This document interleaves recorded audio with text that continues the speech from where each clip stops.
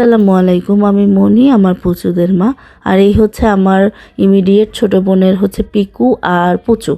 ওই white and yellow ওটা হচ্ছে পিকু, আর অ্যাশ কালার ওটা হচ্ছে পুচু। তো ওরাও আসছে আসলে নানু বাড়ি বেড়াইতে।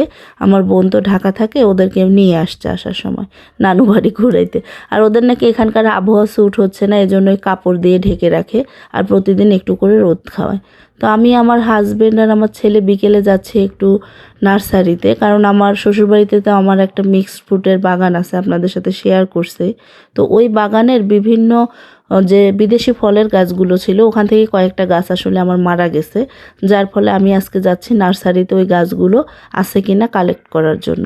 গাছগুলো এখন কিনবো না, আসলে ময়মনসিং থেকে আমি যখন গাছগুলো কালেক্ট করছি তখন ওরা বেশিরভাগ ওই যে নার্সারির ওনারগুলো আছে, ওরা বলে যে তারা নাকি তাদের চারাগুলো যশোর থেকে কালেক্ট করে। তো ভাবলাম আমি যেহেতু আমার বাবার বাড়িতে আসছি, যশোর এখান থেকে খুবই কাছে, তো আমি নিজেই গিয়ে চারাগুলো দেখে নিজে পছন্দ করে অর্ডার করে রাখবো। অর্ডার কনফার্ম হলে আমি যখন জামালপুরে যাব তার 2-3 দিন আগে ওদেরকে কন্ট্যাক্ট করে গাছগুলো কুরিয়ারে নিয়ে নিব। তখন আমরাও গিয়ে জামালপুরে পৌঁছবো, গাছও গিয়ে পৌঁছবে, তখনই গাছগুলো লাগিয়ে পরে বাসায় ব্যাক করব।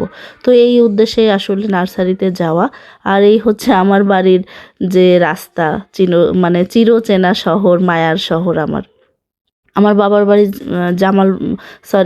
আমার বাবার বাড়ি হচ্ছে মাগুরাতে, আর আমার শ্বশুরবাড়ি জামালপুরে। তবে আমার শ্বশুরবাড়ি আর বাবার বাড়ির মধ্যে একটা অদ্ভুত মিল আছে, সেটা হচ্ছে আমার শ্বশুরবাড়ি জামালপুর সদরে যে দেখা যায় যে একটা জেলা শহরের প্রত্যেকটা সরকারি দপ্তর শেষ হয়ে আমার শ্বশুরবাড়ি, আমার বাবার বাড়িও তাই। তো এটা ছিল হচ্ছে জেলখানা মাগুরার। তারপরে হচ্ছে একটা শহরে যে যে সরকারি দপ্তরগুলো থাকে, এটা হর্টিকালচার সেন্টার, এগুলো শেষ হয়ে আমার বাবার বাড়ি। তো আমি আসলে মাগুরা শহরটাকে খুব যে ভালো চিনি সেটা কিন্তু না, কারণ আমার জন্মের পর থেকে আমার আব্বুর চাকরির জন্য তো আমি রংপুরে থাকতাম। তো রংপুরটা যতটা ভালোভাবে চিনি, মাগুরা আসলে অত ভালোভাবে চিনি না। ওই বছরে আগে আসতাম ছুটিতে, একটু বেড়াইতাম নানু বাড়ি দাদু বাড়ি, এভাবেই মানে দিন শেষ, তারপরে আবার রংপুর রিটার্ন করতে হতো। তো এখন থাকি ময়মনসিং, ওই বছরে একবার আসি। তো এই হচ্ছে ঘটনা।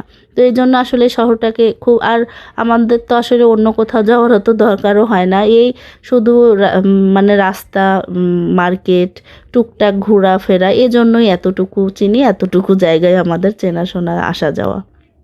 তো এই নার্সারিতে, মানে এখানে অনেক বড় একটা নার্সারি ছিল, ওদের কাছে জিজ্ঞেস করলাম যে এখন এত ছোট পরিসরে কেন।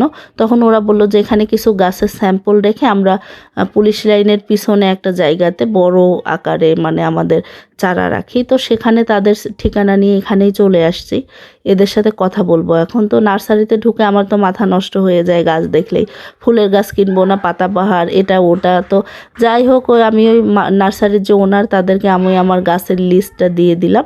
তারা বলল যে কনফার্ম হলে জানাবে ফোনে। আর আসার সময় 4টা গোলাপের চারা কিনে নিয়ে আসছে। আর এই হলো কি সুন্দর সরিষা ক্ষেত, দেখতে পাচ্ছেন। তো যাই হোক, বাসায় ফিরে আমি একটু কেক বানাবো। তো ওই যে হুইপ ক্রিমটা সেটা বিট করে নিলাম। আর আজকে আপনাদেরকে একটা বিরল জাতের ওভেন দেখাবো, আমার মনে হয় না দেখছেন কখনো এর আগে, আবার দেখতেও পারেন। ইউটিউব তো অনেক বড় পরিসর, অনেক জায়গার মানুষ এখানে, দেখলেও দেখতে পারেন, কিন্তু আমি সচরাচর অন্য কোথাও দেখি না। এই ওভেনটার বয়স অনেক, আমি যখন ক্লাস 3 কি 4-এ পড়ি তখনকার কেনা। এই যে বাটিটা দেখতে পাচ্ছেন, এখানে কেকের পেপার দিয়ে, এখানে ব্যাটার দিয়ে, এই ঢাকনা দিয়ে ঢেকে দিতে হয়।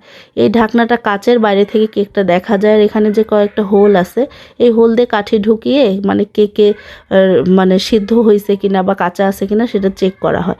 এই কাচের ঢাকনাটা ধোয়া যায়, কিন্তু নিচের পাটটা ধোয়া যায় না। তো আপনারা যদি দেখেন অবশ্যই এরকম ওভেনের কথা কমেন্ট করে জানাবেন। আমার কেক রেডি। আর এই ছিল ব্লগ, আর কি দেখাবো। যদিও আমাদের বাসায় ইলেকট্রিক ওভেন, মাইক্রোওয়েভ ওভেন সবই আছে, কিন্তু কেকটার জন্য আমরা আসলে ওই ওভেনটাই ইউজ করি, ওটাতে কেক অনেক ভালো হয়। আর কেমন লাগলো ব্লগ অবশ্যই কমেন্ট করে জানাবেন। ভালো লাগলে একটু লাইক কমেন্ট করবেন, সাবস্ক্রাইব করবেন। সবাই ভালো থাকবেন। আজ এ পর্যন্ত, আল্লাহ হাফেজ।